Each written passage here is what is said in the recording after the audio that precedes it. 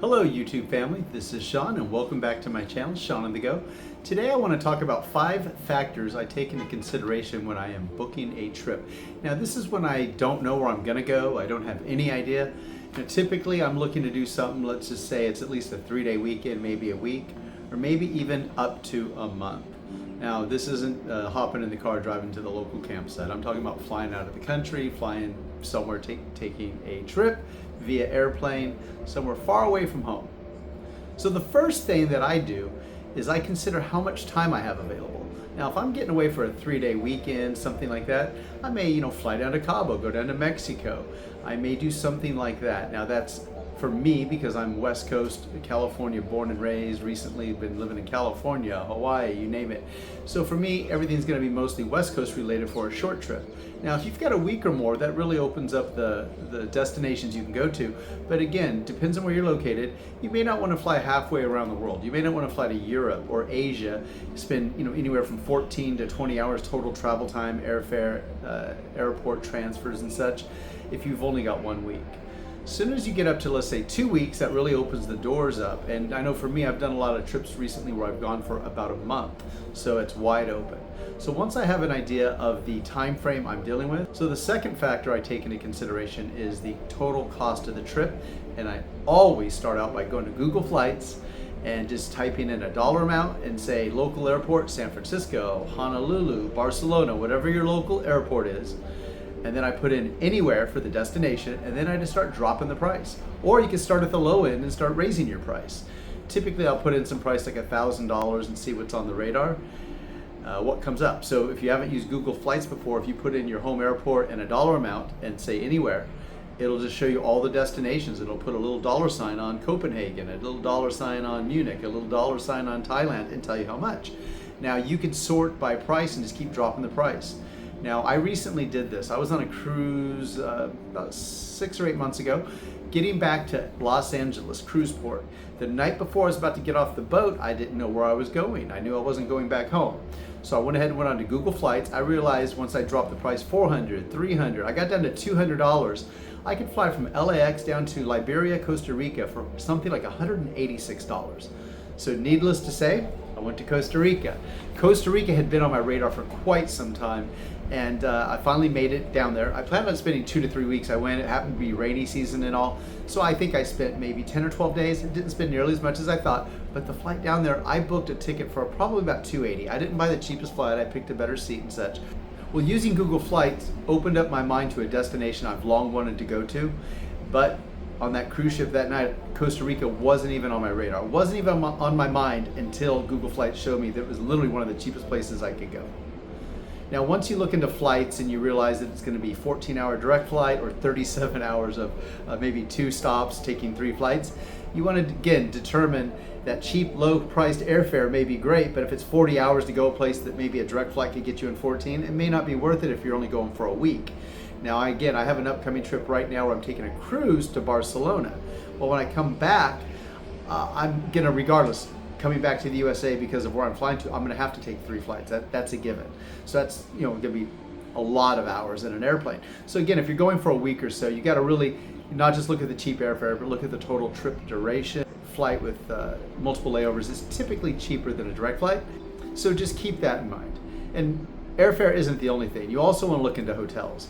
You could quickly just go to Google Maps, type in Liberia, Costa Rica, or whatever your destination, and just click hotels and just scour around and see what the prices are, look at the quality of those hotels, go to Expedia, Booking.com, whatever app, website you like to use.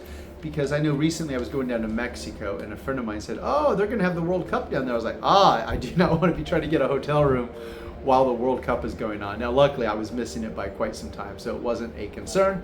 But just keep that in mind. The total cost of the trip, your airfare, your hotel, your food, and everything else is all things that need to be considered together. Just because you get a cheap airfare, if the hotels are going to be incredibly expensive, it may not be worth it.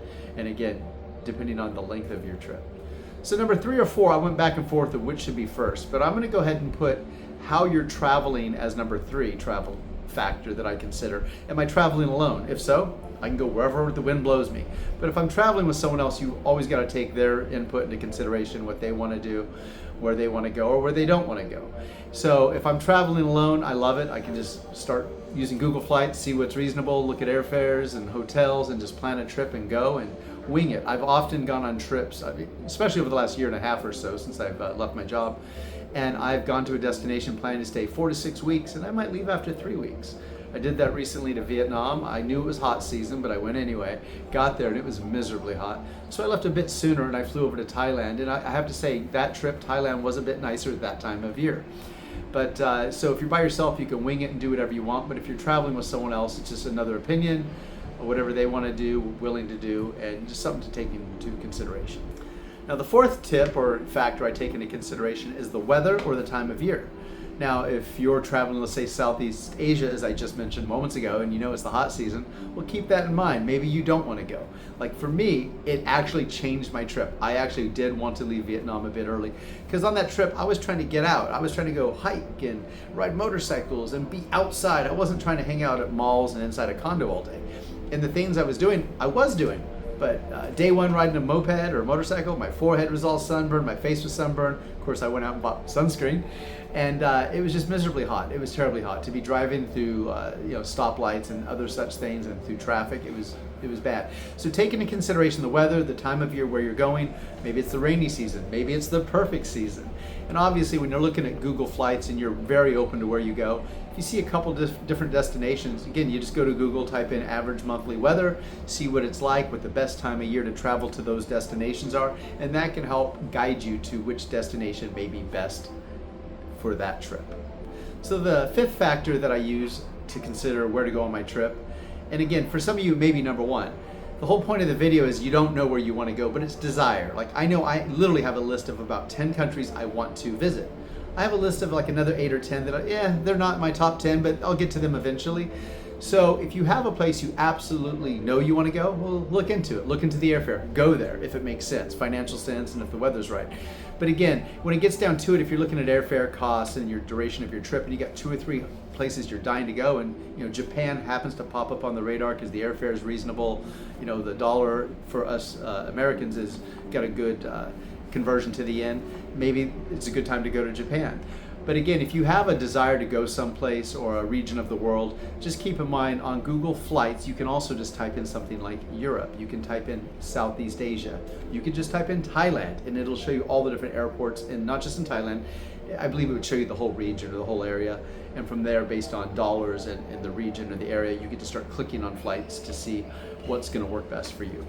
So again, if you have a place you want to go, great, look into it. But this video is more geared for when you're winging it, you're not sure where you want to go, and you just have some time coming up and you just want to get out and see the world. So hopefully these 5 factors that I use when I'm planning an impromptu trip around the world help you as well. And just keep in mind, Google Flights is an amazing tool to help you whittle down where you may want to go based on the cost. Because honestly, airfare can sometimes be your biggest expense, especially if you're going somewhere like Southeast Asia where hotels can run you $10, $20 a night. It's an insignificant portion of your total budget, as well as food. And start with Google Flights and just seeing where you can go on a budget, assuming you don't know where you want to go and you just know you have a week or 2 or a month to spend. Well, if you haven't already, hit that like and subscribe button and that notification bell to get updates on my newest videos. And if you don't mind, share this video with a friend you think may find this information useful, and safe travels.